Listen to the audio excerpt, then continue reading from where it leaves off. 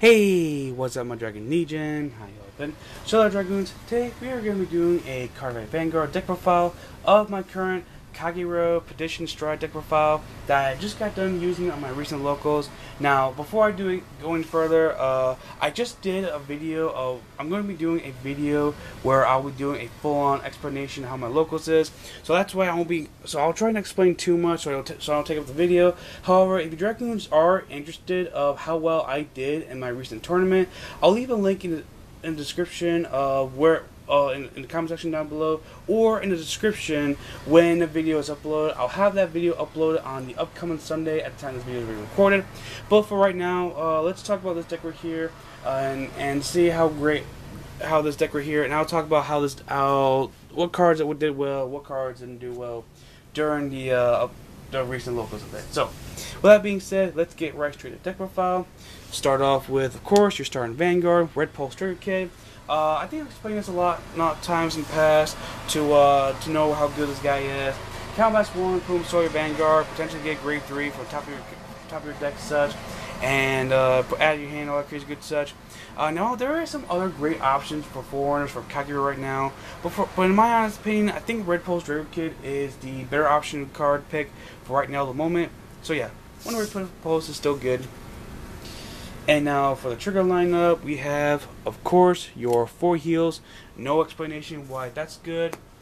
And if you Dragoons have been watching my videos in the past, I think a lot of you all will see this one coming from a very huge mile away. But for those who don't know, my favorite trigger lineup is normally the 6 critical and the 6 draw lineup here. By the way, this guy was not originally where he is. He was originally this guy, but right after the event was over, I ended up taking this guy out so I could put this guy in, just because he looks a little bit more cooler looking.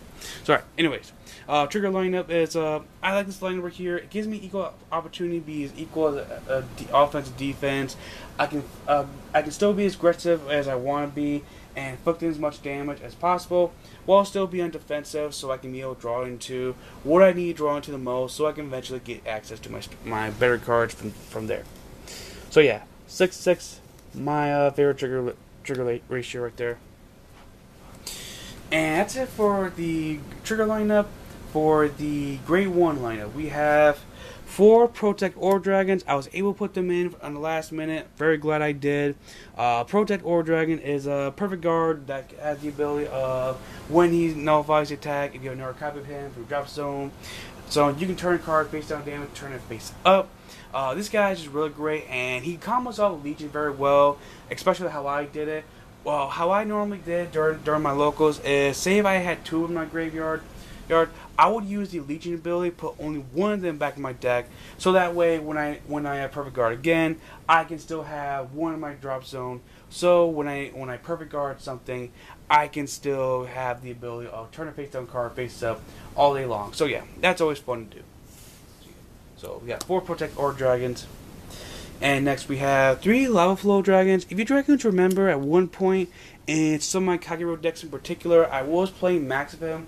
I ended up cutting one out real quick because I actually didn't think I was going to really be striking really that much at the event, because right before the event started, before I was able to succeed at some trades, this was my extra deck at the time. As you Dragoons saw in my past videos, this was my only extra deck at the time before I was able to score some awesome trades.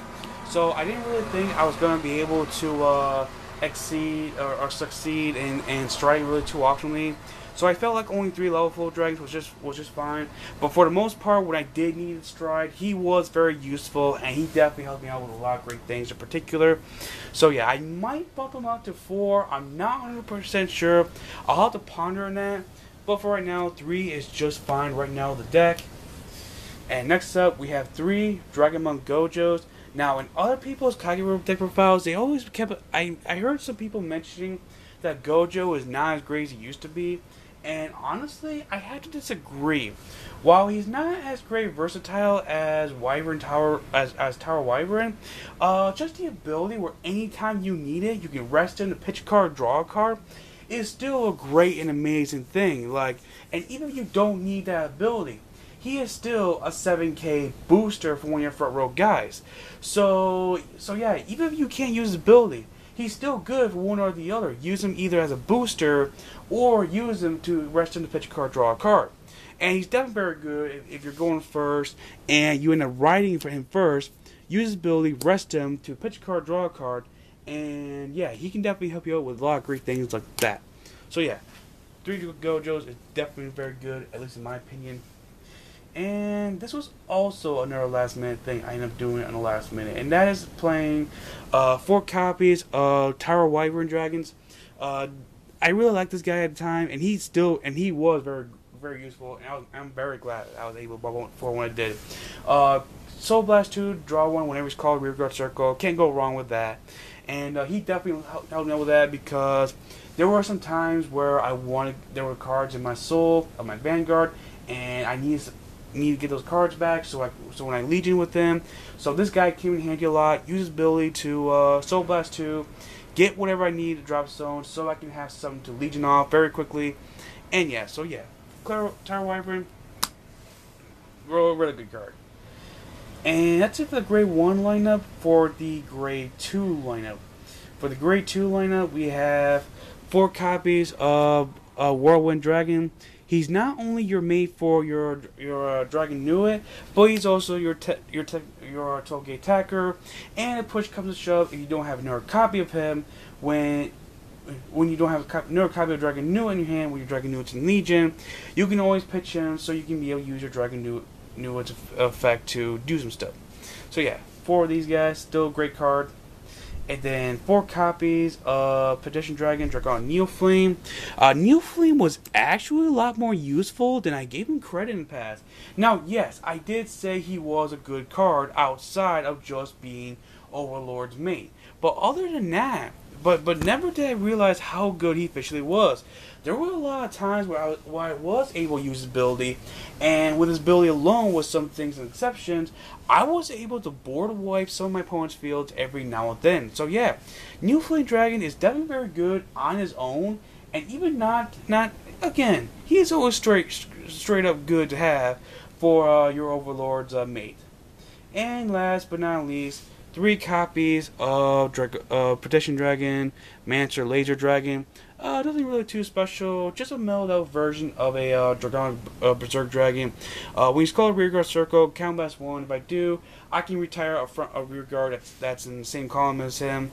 So there's not really that many variety options what to pop with him, but at least there's no restrictions what grade to pop, and as long as you have a plan of popping whatever one you want to deal with, he is still your go-to guy for decks like this, and he is still lots of fun to do some great things here and there. So yeah, and that is it for the Grade 2 lineup.